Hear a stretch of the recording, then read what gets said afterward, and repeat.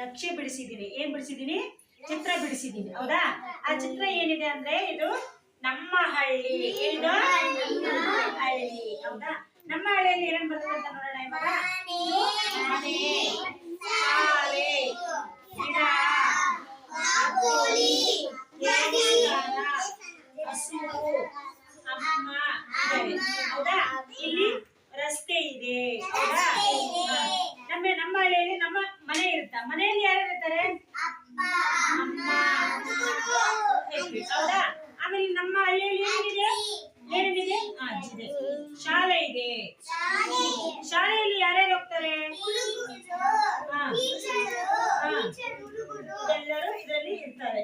ಆಮೇಲೆ ಇಲ್ಲಿ ಏನಿದೆ? ಗಿಡ ಇದೆ. ನಮ್ಮೂರಲ್ಲಿ ಏನಿದೆ? ಗಿಡ ಇದೆ. ಏನಿದೆ?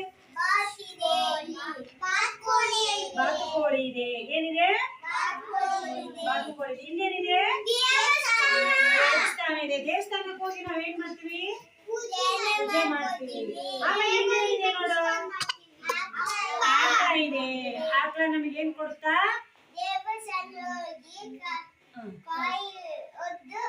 ಬರ್ತೀವಿ. ಆ ಆಕಳ ಏನ್ ಕೊಡ್ತಾ ನಮ್ಗ? ಹಾಲು ಕೊಡ್ತಾ. ಇಲ್ಲಿ ಏನಾದ್ರೆ ಅಮ್ಮ ಏನ್ ಮಾಡ್ತಾರೆ? ಅಮ್ಮ ಅಡಿಗೆ ಕೆಲಸ ಮಾಡ್ತಾರೆ, ಗದ್ದಿಗೆ ಹೋಗ್ತಾರೆ, ದನಕ್ಕೆ ಮೇವ್ ಹಾಕ್ತಾರೆ. ಹೌದಿಲ್ಲ? ಗೊತ್ತಾಯ್ತಾ? ಇದೆಲ್ಲ ಏನಿದು?